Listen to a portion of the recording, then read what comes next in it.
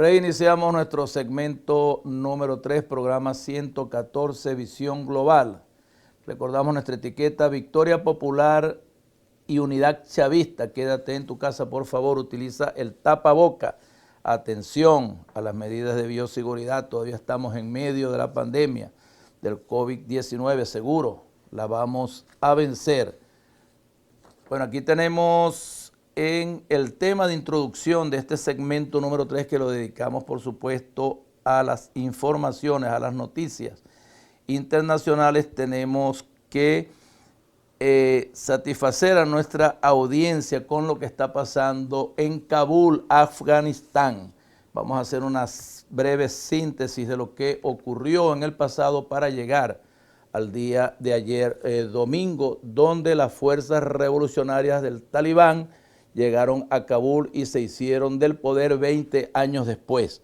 Recordamos que para 1979, la URSS, la Unión Soviética, llegó a Afganistán al instaurarse ahí un gobierno de tinte comunista. Para 1989, con la caída del muro de Berlín y por supuesto la disolución de la URSS, se retiraron los rusos de ahí de Afganistán y el gobierno que se había instaurado fue derrotado prácticamente inmediatamente. Se retiraron los soldados rusos. Ya para inicios de 1990 hacen incursión los talibanes que estaban ahí rezagados en la frontera de Irán y empiezan o inician una ofensiva hasta 1996 que toman el poder e imponen un régimen basado en el fundamentalismo islámico. Cualquiera sea el tinte de esa doctrina, de esa política, de esa religión, no es lo que viene a discusión en este programa. Nosotros simplemente comentamos y opinamos con respecto a la soberanía, a la independencia y a la autodeterminación de todos los pueblos del mundo, cualquiera sea su criterio político, cualquiera sea su organización social, cualquiera sea la religión o culto que profesen. En el caso de los talibanes, bueno, instauraron ahí un gobierno talibán en 1996. El grupo de talibanes es un grupo de jóvenes estudiantes universitarios que se fueron a la guerra con un propósito, esta vez como era la Unión Soviética, la que tenía sus soldados y la que sostenía el régimen que existía ahí desde inicios de 1980, entonces fueron apoyados por los Estados Unidos de Norteamérica. Una vez se suceden los hechos del derrumbe de World Trade Center, conocido como las Torres Gemelas en los Estados Unidos de Norteamérica, en la ciudad de Nueva York, para 2001, se responsabiliza a Bin Laden y al grupo Al Qaeda de estos hechos inmediatamente. El presidente Bush hizo una ofensiva de las tropas norteamericanas, más de 100,000 soldados norteamericanos, en una coalición con otros países de la Unión Europea, entraron a Afganistán y en menos de 45 días derrocaron primero al gobierno talibán y derrocaron las fuerzas del talibán, que tuvieron, por supuesto, que irse a las fronteras. El propósito de responsabilizar de Osama Bin Laden como culpable del derrumbe de World Trade Center trajo como consecuencia la invasión a Afganistán de estas fuerzas internacionales. Bueno, el ejército talibán, ejército revolucionario, resistió hasta donde pudo resistir y tuvo que replegarse. Después de una lucha o una estadía de casi 20 años de las tropas norteamericanas y de esa coalición, violando derechos fundamentales, derechos humanos, derechos civiles, derechos políticos, de lo que se acusaba a los talibanes que los mismos norteamericanos habían apoyado para derrocar al régimen entonces comunista que existía desde principios de la década de los 80. Más de $1 billón, más de 100.000 muertos entre soldados norteamericanos y soldados de las fuerzas aliadas, pero por supuesto la peor parte la recibió el pueblo de Afganistán. Las principales ciudades, la capital Kabul, fue bombardeada. Tenemos también que entender el crimen de lesa humanidad, el crimen a la cultura, el crimen al patrimonio histórico de esas naciones milenarias. Las causas verdaderas de esa invasión, bueno, las conocemos. Ahí Afganistán, por supuesto, hace frontera con Irak e Irán. Ese es un paso seguro para el petróleo y gas que pudiera producirse en esas zonas y en las estrategias de los Estados Unidos de Norteamérica, sus aliados y las grandes transnacionales. Por supuesto, cualquier motivo económico es justificable, cualquier guerra, así se acabe la cultura milenaria, así hayan muertes civiles, colaterales, como ellos dicen. Bueno, 20 años suficientes, ya ahora con la promesa del presidente Bush de acabar con todo el talibán, responsable de la muerte de los más o menos 3.000 norteamericanos residentes ahí en World Trade Center en ese 11 de septiembre de 2001, fue suficiente entonces para la violación colectiva de los derechos humanos al pueblo de Afganistán, fueran miembros del talibán o no fueran miembros del talibán. No estoy discutiendo aquí si estamos de acuerdo o no con el fundamentalismo islámico o no, la forma de gobierno. Cada país tiene derecho de ejercer bajo su territorio su cultura, sus tradiciones, sus principios, sus valores religiosos, políticos, y nadie tiene que hacer incumbencia, porque si hacemos nosotros comparaciones con otros países, entonces no puede haber una ley universal, ni de la Organización de las Naciones Unidas, ni de imperialismo o país alguno, que sea mayoritariamente para aquellas naciones que tienen derecho de convivir y vivir como así quieran o lo deseen sus líderes. El momento llegó. Ayer las tropas del talibán llegaron a las afueras de Kabul, tomaron el poder sin resistencia.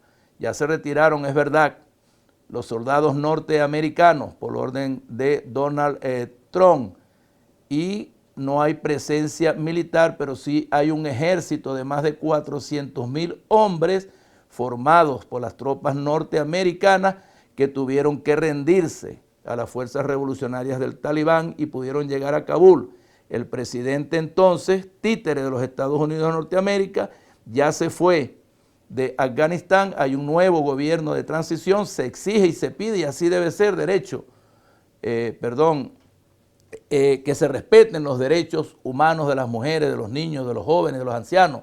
Bueno, una capital en confusión, en este momento el aeropuerto lleno de personas queriendo irse del país por la primera experiencia de los primeros años de gobierno talibán en la década de finales de los mediados de los 90, principios de la década del 2000. El saldo para el pueblo talibán, bueno, bastante lamentable. Las muertes que hubo, la destrucción que hubo de todas sus infraestructuras de agua, de electricidad, de edificios, de vivienda. El saldo para los norteamericanos, bueno, una muerte cuenta para una madre, para un padre, para una familia. Estamos hablando de más de 40.000 soldados norteamericanos murieron ahí en esa guerra. El despilfarro de $1 billón. Y el resultado, el mismo resultado del Vietnam. Evacuar la embajada del personal de los Estados Unidos e irse a su territorio. Esperemos pues que el gobierno o el nuevo gobierno de Talibán en verdad respete los derechos humanos, y cualquiera sea su origen en su religión, al menos sepa que hay una convivencia internacional y hay deberes que tenemos que respetarnos entre las naciones. Lo demás queda para ellos y para su pueblo, y ojalá a los Estados Unidos de Norteamérica no se le vuelva a ocurrir invasión alguna ahí mismo en Afganistán, porque el saldo que hemos tenido en Afganistán es el mismo que hemos tenido en Irak, que hemos tenido en Libia, que hemos tenido en el Líbano, que hemos tenido, estamos teniendo en este momento Siria, Por eso Siria sigue resistiendo la invasión mercenaria de los Estados Unidos de Norteamérica y los ejércitos aliados, que siguen destruyendo toda la infraestructura con el único propósito de derrocar a su presidente y apoderarse de las grandes riquezas que tiene Siria. Bueno, aquí hay otras noticias de interés en este segmento. Vamos a informarles rápidamente, por supuesto. Haití, Protección Civil dio a conocer este domingo el balance de los impactos ocasionados por el terremoto que tuvo una magnitud de 7.2, evidenciando que por el momento se registran 1.297 víctimas. Bueno, Señor Jesús de Nazaret, por favor, protege a Haití, protege a la población haitiana. Terremotos, maremotos, ventarrones, lluvias, magnicidios. Bueno, ¿qué estamos pagando nosotros? ¿O qué está pagando nuestro pueblo haitiano? ¿Acaso en verdad está pagando haber sido la primera república independiente de aquí de América y el Caribe? Bueno, solo pedimos es protección del divino Jesús de Nazaret para nuestro pueblo haitiano. Aquí tenemos en Brasil, el Tribunal Supremo Electoral acusó al presidente Jair Bolsonaro por divulgación indebida de información secreta o reservada de la entidad federal. Bueno, Bolsonaro. Yo dije que no me iba a meter más contigo, pero Agni insiste en ponerme aquí noticias de Brasil. Bolsonaro, la historia le cobrará, saldrás por la puerta trasera de la historia y el pueblo brasileño solo te recordará por lo mal presidente que has sido. Vamos de inmediato a pedir la sección gestión gubernamental con la licenciada Agni Olivares. En el municipio, el director del Hospital 1 Isla de Tovar, acompañados por líderes de comunidad y jefes de calle del PSV.